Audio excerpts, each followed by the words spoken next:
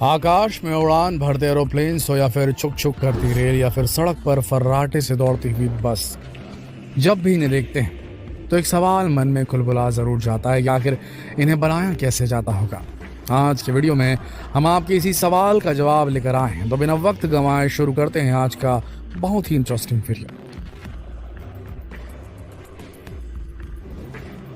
सबसे पहले बात करते हैं एरोप्लेन की। जब भी फास्ट ट्रैवलिंग की बात आती है तो जो पहला नाम दिमाग में आता है वो है एरोप्लेन्स का। लेकिन इतने बड़े हवाई जहाज को बनाना कोई बच्चों का खेल तो है नहीं। इसके लिए बहुत ही एक्सपीरियंस्ड इंजीनियर और टेक्नीशियन की जरूरत पड़ती है। कोई भी एरोप्लेन कंपनी किसी भी अनएक्सपीरियंस्ड पर्सन को हायर करने के बारे में सोच भी नहीं सकती, क्योंकि एरोप्लेन में होने वाली छोटी सी भी गलती कई लोगों के लिए खतरा खड़ा कर सकती है। इसलिए जो लोग इस इंडस्ट्री में आते हैं वो इंडस्ट्री के बेस्ट पर्सन्स ही होते हैं, best workers, best skill set वाले वर्कर्स ही होते हैं। चलिए आपको दुनिया की सबसे बड़ी एयरक्राफ्ट कंपनी बोइंग की फैक्ट्री में लेकर चलते हैं। ये दुनिया की सबसे पहली और सबसे बड़ी एयरक्राफ्ट मैन्युफैक्चरिंग कंपनी है। दुनिया की हर एयरक्राफ्ट कंपनी, फिर चाहे वो कतर एयरवेज हो या इंडियन एयरलाइंस, हर कंपनी के पास इनके ही प्लेन मौजूद हैं। एक एरोप्लेन को उड़ान के लिए तैयार होने में 8 से 10 दिन का वक्त लग जाता है। जब एरोप्लेन का निर्माण शुरू होता है तो इंजीनियर सबसे पहले प्लेन का ढांचा तैयार करते हैं। यह ढांचा 3 पार्ट्स में तैयार किया जाता है, अगला हिस्सा, बीच का हिस्सा और पिछला हिस्सा। सभी को अलग अलग तैयार किया जाता है। अब इन तीनों पार्ट्स को फिटिंग डिपार्टमेंट में ट्रांसफर कर दिया जाता है, जहाँ इन्हें काफी मजबूती के साथ जोड़ दिया जाता है। यहाँ जरा सी भी लापरवाही की गुंजाइश नहीं होती, क्योंकि जरा सी भी गलती भारी पड़ सकती है। जब यह काम पूरी तरह कंप्लीट हो जाता है तब नंबर आता है प्लेन के खिड़की और दरवाजे बनाने का। एक टीम मिलकर प्लेन के अंदर का इंटीरियर तैयार करना शुरू कर देती है। यह सारा काम पूरे परफेक्शन के साथ किया जाता है। प्लेन के अंदर का पूरा इंटीरियर तैयार करने में इंजीनियर्स को 3 से 4 दिन का वक्त लग जाता है और इसके बाद प्लेन के अंदर एक परत चढ़ा दी जाती है। इसकी वजह से एरोप्लेन को उसका सही लुक मिलता है। जब यह काम कंप्लीट हो जाता है तब बारी आती है हवाई जहाज के फैंस को जोड़ने की। प्लेन के लेफ्ट और राइट विंग को बड़ी मजबूती के साथ जोड़ दिया जाता है। यह हर काम पूरे परफेक्शन के साथ किया जाता है, क्योंकि यहाँ गलती की गुंजाइश नहीं होती। जब प्लेन के विंग्स फिट हो जाते हैं तो बारी आती है प्लेन के पहियों को फिट करने की।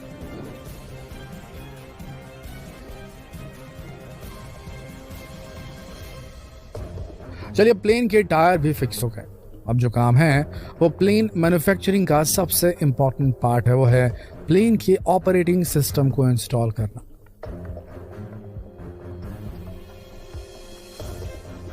प्लेन के कॉकपिट में सभी मशीनों और सिस्टम को फिट किया जाता है।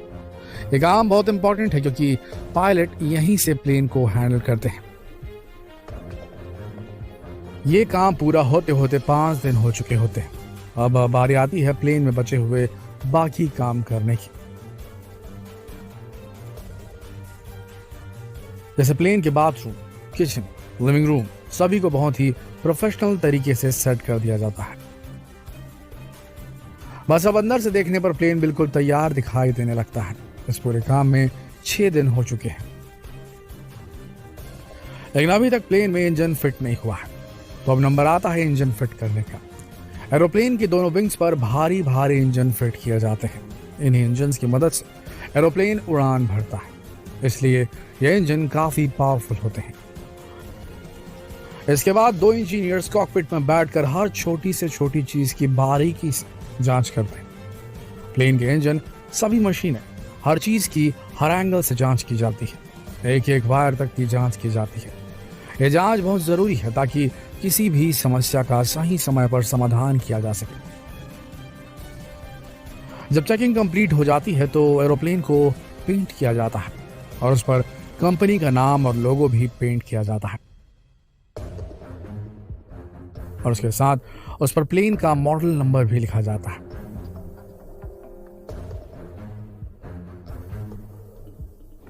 अब प्लेन को फैक्ट्री से निकालकर रनवे पर लाया जाता है और एक्सपीरियंस्ड पायलट की टीम उसकी उड़ान की जांच करती है। जब पायलट पूरी तरह सेटिस्फाइड हो जाते हैं तब प्लेन को उस कंपनी को सौंप दिया जाता है जिसके लिए उसे बनाया गया था।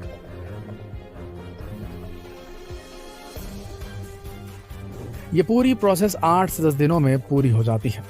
देखा, था ना शानदार अनुभव? कैसा महसूस हुआ आपको ये देखकर? कमेंट करके जरूर बताएं कैसा लगा आपको ये एरोप्लेन मेकिंग प्रोसेस। लेकिन रुकिए, अभी अब बात करते हैं उस ट्रांसपोर्ट मीडियम की जिसे हम रोजाना अपने आसपास देखते हैं, यानी कि बस। बस को बनाना भी आसान काम नहीं है। बस मैन्युफैक्चरिंग कंपनी में सबसे पहले एक्सपीरियंस्ड इंजीनियर्स को हायर किया जाता है, क्योंकि यहां भी गलती मतलब जान का खतरा। एक बस के निर्माण में 3000 किलो स्टील की जरूरत होती है। यह स्टील की लेयर भी हो सकती है या फिर स्टील के बड़े बड़े पाइप भी हो सकते हैं। इनकी मदद से बस के ढांचे को तैयार किया जाता है। बस के चारों साइड के ढांचों को अलग अलग तैयार किया जाता है। इसके बाद उन्हें एक साथ जोड़ दिया जाता है। यह काम वेल्डिंग मशीन से किया जाता है। जब ढांचा अच्छी तरह से सेट हो जाता है तो उसे आगे बढ़ा दिया जाता है। अब बस के ढांचे के ऊपर स्टील या लोहे की लेयर चढ़ाई जाती है। अब बस देखने में काफी कुछ ठीक ठाक लगने लगती है। अब बस को पेंट और केमिकल के घोल में डाल दिया जाता है। ये इसलिए किया जाता ताकि बस पे जंग न लगे।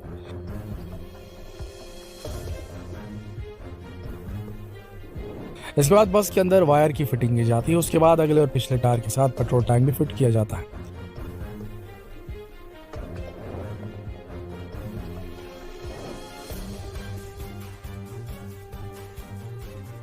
अब बारी आती है इंजन फिट करने की। अब बस कुछ हद तक तैयार है। इसमें आगे की हेडलाइट और दूसरी लाइट्स की फिटिंग की जाती है। इसके बाद बस में क्लच और स्टीयरिंग लगाए जाते हैं। इसके बाद बस के अंदर सीट और लगेज स्पेस भी तैयार किया जाता है। इसके बाद बस के आगे मैन्युफैक्चरिंग कंपनी का लोगो लगा दिया जाता है। और अब बारी है बस को टेस्ट करने की। तो इंजीनियर्स की एक टीम बस के हर पहलू की अच्छी तरह से जांच करती है। जब बस ये टेस्ट पास कर लेती है तो उसे टेस्ट ड्राइव के लिए सड़कों पर उतार दिया जाता है और टेस्ट पास करने के बाद इसे ट्रांसपोर्ट कंपनी को सौंप दिया जाता है। दोस्तों, प्लेन और एरोप्लेन से अलग हटकर अब आपको बताते हैं प्लाईवुड का निर्माण कैसे होता है। अपने आसपास नजर उठाकर देखिए, खिड़की, दरवाजों, फर्नीचर, सभी जगह आपको प्लाईवुड ही नजर आएगा। चलिए देखते हैं कि इसे बनाया कैसे जाता है।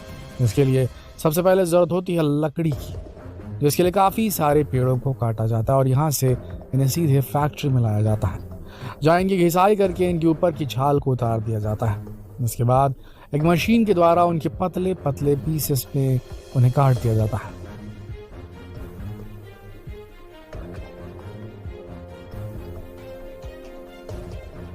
इसके बाद उन्हें कन्वेयर बेल्ट पर आगे भेज दिया जाता है, जहां उन्हें एक जगह स्टोर किया जाता है। फिर जितना ऑर्डर होता है उतने पीसेस को एक बहुत अधिक दबाव वाली मशीन में से निकाला जाता है।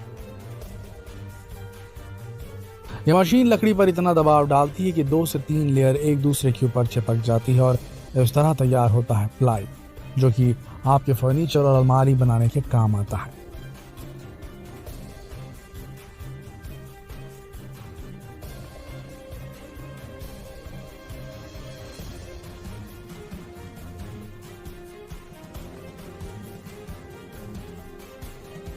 दोस्तों, एरोप्लेन से लेकर प्लाईवुड तक को बनते हुए देखना सचमुच एक अमेजिंग एक्सपीरियंस रहा होगा आप सबके लिए। अगर वाकई ऐसा था तो जितना हो सके इस वीडियो को शेयर करें फेसबुक पर, व्हाट्सएप पर, यूट्यूब पर, ताकि बाकी लोगों तक भी ये जानकारी पहुंच सके। कल फिर मिलेंगे एक और रोचक वीडियो में। तब तक के लिए आप सबका इस वीडियो के अंत तक बने रहने के लिए दिल से धन्यवाद।